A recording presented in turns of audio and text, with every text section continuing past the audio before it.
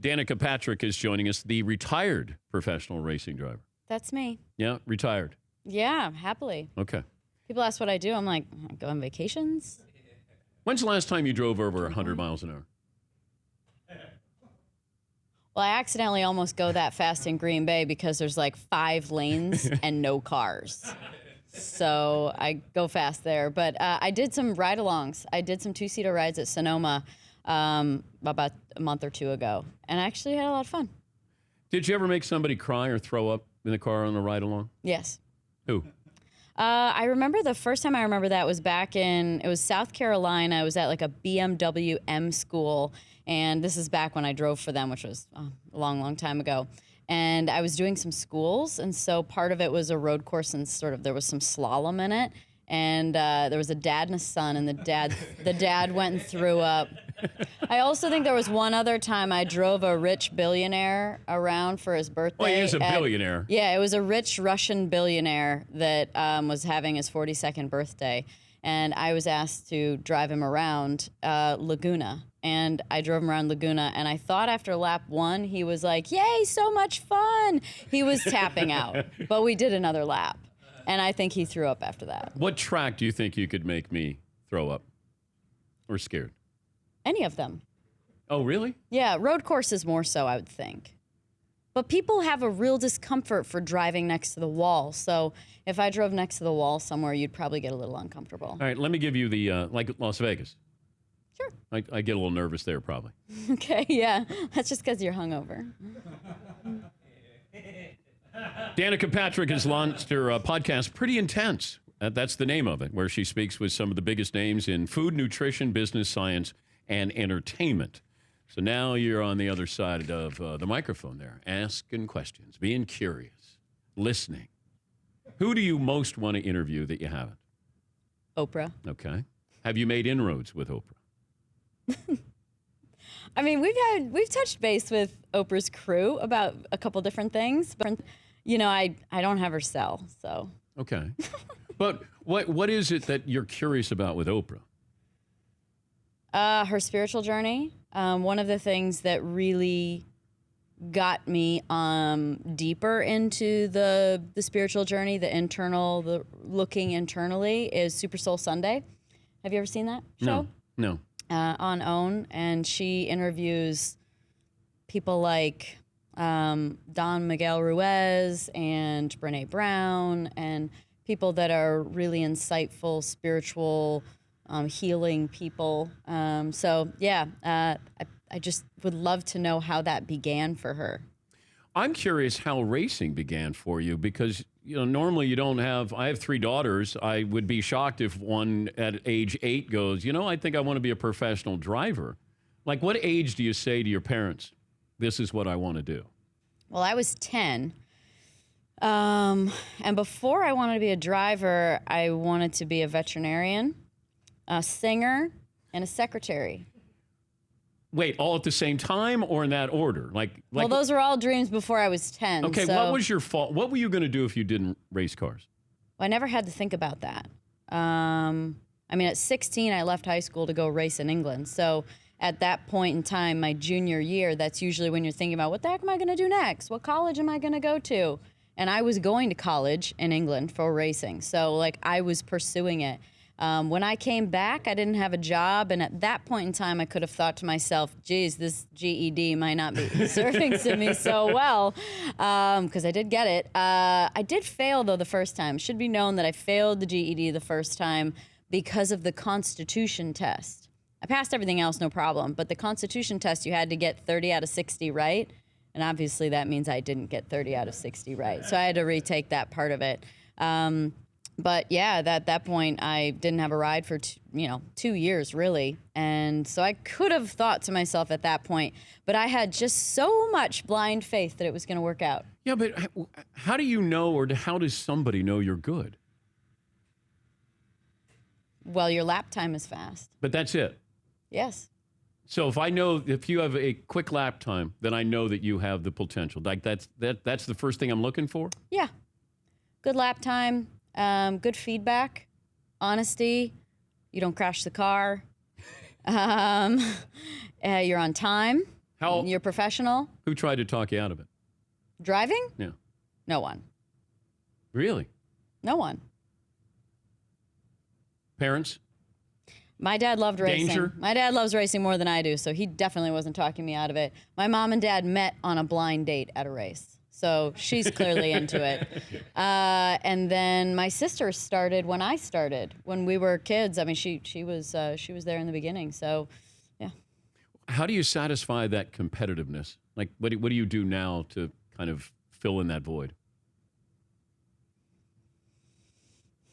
Other than the streets of Green Bay, I mean, all the things that I do now with whether it's the podcast and learning how to get better at that. I mean, every time I do a show and there's people standing in the room afterwards, I go, if there's anything you see that I need to do different, just tell me. Like, I'm coachable. I want to know. I'm not offended. Yeah. So the competitiveness in me comes out with other jobs. My wine, Somnium, growing that and selling more wine. So it's not quite as much instant gratification as you get with a lap time or a result. Yeah. So yeah, I do miss a little bit of that part of it because it was so easy to quantify. You know, you qualify in the poll or you qualify 30th. You know, those are pretty different. Did you enjoy the experience? Like of racing? Yeah, it went by pretty quick. It feels like. Because sometimes we don't. Yeah. Like you look. It seems like just yesterday, Dan, we were doing a Sports Center commercial where I parked in your parking spot, the D. Patrick spot. It said D. Patrick there. But it was crazy even then for you because I think you were flying. You had to be done at a certain time because you were flying by helicopter to Letterman. Does that sound right? Yeah, that might be right, actually. Yeah, geez, you're right. Yeah, so it's like you kind of look back, and even my guys who've been around me for 17 years, they'll go, do you remember when we did? And I don't remember those things because you kind of keep moving, constantly moving. You were constantly trying to prove yourself or prove yourself, you know, to your own self or to other people and all of that. And then you kind of look back and you wake up and you go, got it. What happened? Or it's over. Do you ever think to yourself, I still need to prove? Oh, yeah, every day. Really? Oh, absolutely. What are some markers that would tell you? Just me. Yeah. It's just me. Some big moments where you're like, okay, yeah, you know, that's pretty cool. It is, but I have a problem of looking back, even when I hosted the Olympics. I could have done better. That would have been a marker in time where you could have gone, that was pretty cool. Yes. I think I accomplished some great things. Handing out the Super Bowl trophy, not to your boyfriend, but handing out the Super Bowl trophy.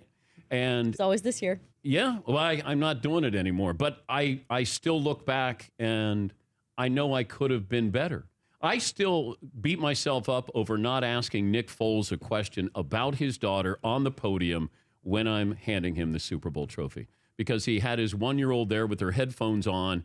And I was going to say, what are you going to tell her about this moment? It still beats me up. So that's why you're great though, is because I feel like in greatness, you can still, I mean, as an example, you know, Aaron had his fantastic game the other night. Perfect. Well, it was a perfect game. Yeah. And I said, good job. And there's still that little moment of like, well, I think it kind of felt effortless in some way. And it's like, yeah, well, you know, I'm sure there's plenty of other games where you feel like, you know, things were in your favor and whether the defense wasn't, you know, finding a way to get to you or whatever it was. And it was a more effortless game. And you have a few of those a year. And do you have perfect games every time? No. So like Aaron, greatness. You, greatness. Like you're always looking back and thinking, what could I have done differently? Or being not dismissive, but somewhat like you always think about what you could have done and how to improve. But that's how you improve. But when having been an athlete, how does that help you? Does it help you when you watch him play a sport? You were in a dangerous sport. He plays a dangerous sport. I don't know. Do you have a different process than somebody who was not in a profession like you were in, watching your boyfriend? Well, I almost said husband there. Yeah, whoa, watch it. Whoa. Watch it. Whoa. Your boyfriend. Yeah. Is there a process that's different for me watching it? Do you think it's different for me? Because well, I can only tell you how I feel, and that's that when I watch, I'm not nervous because the nerves, I felt like when I was nervous, it was because of things I had to do. Like there was a responsibility. Don't crash his car, be smart on restarts, miss accidents, pass that car, feel the car, push it to the limit, try a new line. There was all kinds of things I had to do. So I was nervous for like the things that I had to do. There's nothing I have to do when he's playing football. So I'm not really nervous, but I tell you, when he's still holding on to the ball after a few seconds and I can, obviously he's great out of the pocket, but, and he escapes many people trying to tackle him. I do get a little tense. But watching the Chargers, I get a little. I say, okay, babe, okay, babe, throw that ball. Okay, babe. But watching the Charger game. Yeah, well, he was under duress there. Yeah, most he of the got game. tackled a couple times early, and that's not fun. Were you at the game? No. Okay. What do you like to watch the game with? At home. What do I like to watch? What are you like? Like if I'm there with you. Are you standing up? You quiet, focused, and I jump up when things get good. Like if there's a touchdown or something, I just jump. Like I'm like, I throw my hands in the air. It's like it's a mini workout for me. Are you? But I focus. I watch the whole thing, and I've always felt that way about sports. Whether you're watching racing or football or whatever your passion is, if you don't pay attention to the ebb and flow of the game, it's really hard to get a feel for the game. Yeah. Like just watching an individual play is not always that interesting. I mean, there's always a couple of amazing plays in a game, but most aren't, right? It's 5 yards rushing up the middle and they fall down and you're like, okay. But if you know the ebb and flow of the game and you know who has momentum and who doesn't, and then when you see a breakthrough play, you've realized, oh boy, the tides have shifted, right? So I watch very attentively. We're talking to Danica Patrick, and she has a new podcast, Pretty Intense. How do people get your podcast? Anywhere you listen to podcasts. Oh, okay. All right. Because I'm on like podcast one. I don't know. I mean, it's on Apple Podcasts, Spotify, wherever you get your podcast. Just wanted to be professional here and make sure that I let people know where they can find Pretty Intense, where she speaks to the biggest names in food, nutrition, business, science, and entertainment. Does Aaron let you drive? Oh, yeah. Or and do you let him drive? Oh, you do? Oh, for sure. Is he any good? Yeah, he's actually a great driver. He is. He even knows how to set up a corner naturally. Wait, what does that mean? Well, there's a turn-in, apex, exit. And okay, so the angle there's one driver in the house. Yeah, Paulie. Would turn in apex exit, and so he knows how to set it up, and he knows how to apex the corner, and yeah, he's a good driver. You're not a backseat driver though. Like you don't critique. I mean, a little. Like, oh, you had it, or you could have gone. That's usually the most common time people don't calculate things right. Is their holes and gaps where they could turn in or whatever. I see those. Like, I'm visually so attuned to the closing rates and to how much space I have. I also am pretty tuned into having small spaces and finding a way. So that's about it. But he's a great driver. If you were going to help NASCAR now, if you can make one change, what would you make? Did you see that Roger Penske bought IndyCar Series, IMS Productions, and the Indianapolis Motor Speedway? He's got a lot of money. Wow. We were trying to talk about how much that cost. Are you coming back? No, God, no. Okay. Oh, okay. I just thought that was fascinating. I thought you were, there was a prelude to telling me you were coming back. No, the Holman George family has owned those for, 70 plus years. So it's, forever. So it was just big news. But you're asking about NASCAR. What would I do? Yeah. Change one thing.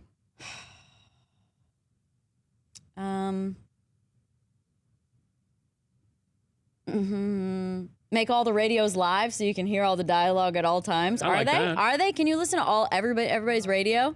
Paulie? You used to be able to on Sirius. They used to have the driver pass where you could hear it, but it was also censored. So if there's any swearing, if there wasn't censored, it would get exciting. I think I always made the hit list after the weekend because I swore a bit. So that was normal though. Well, you're in the heat of the moment. It'd be like, wouldn't you love to hear what was going on during any game with the athletes talking? Wouldn't you want to know? Wouldn't you want to hear that? Wouldn't you want to hear literally what's being said on the line in a football game? Wouldn't you want to hear what's being said out there on the like in a hockey game with those guys with no teeth? I mean, that would be fantastic. So I think that's interesting. But fundamentally, I mean, there's just so many gray areas in NASCAR to push the envelope, and I mean that exists everywhere. But I don't know. If it was that easy, we'd do it, right? If there was one easy answer. But we're missing something with NASCAR. Are we? Yes. What is it missing? They're not stars.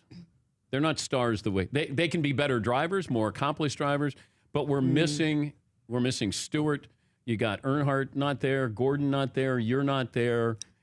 And you were more than just a NASCAR driver. Okay, so that would probably come down to a little bit more of sponsorship. You know, when a big driver, doesn't have a sponsor, they go away, right? That happened in IndyCar too. Big drivers wouldn't have sponsors, and then money would come in and they would get the job. And they might be from another country, they might be someone unknown, and that doesn't develop the personalities of a sport if you don't have consistent names. So, I mean, that's a big part of it. Like Denny Hamlin has a personality, and he's not afraid. And then you'll have these dust-ups there, and then you get, like Joey Logano, like you'll get attention for that. I love those fights. Don't you love the fights? Those two are always good for him, But too. who did you almost hit? Oh, like... With the Well, fist? I feel like there was like a side by side with Denny of like, were you more scared of Joey or more scared of Danica? Because I was like, I grabbed onto his suit because he took me out twice at Daytona. Yeah, but did you want to punch him? Yes, of course I did. Did you come close? Oh, I grabbed his suit though. This is probably still borderline okay, but I was fired up. And you could take Casey Kane.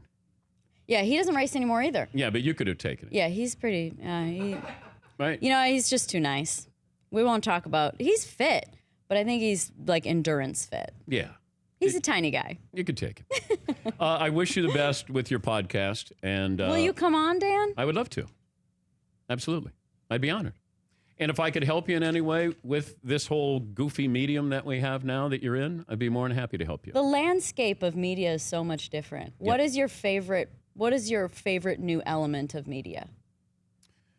I don't think I have anything. The simulcast I love, because what I try to do with the simulcast is create movement where you have TV cameras, but then I put a basketball gym in, golf simulator, we move around. I wanted to give you kind of behind the scenes, not just one camera that you'll see on a simulcast. I want you to see us when we're not on radio, we're on TV behind the scenes. And that to me was fascinating. That's what I wanted to give the audience, and almost like a voyeuristic, you get to watch us without us really acknowledging you. So that's something that's interesting for me. You weren't afraid you'd do or say something? Oh, yeah, we do it. I mean, we've had butt crack shown. We've had, partial nudity. We've had language. But that's real. So who doesn't want a little nudity? Depends on the person. For more Dan Patrick Show, tune into Audience Channel 239 on DirecTV. Stream for free on BR Live or download the Dan Patrick Show app.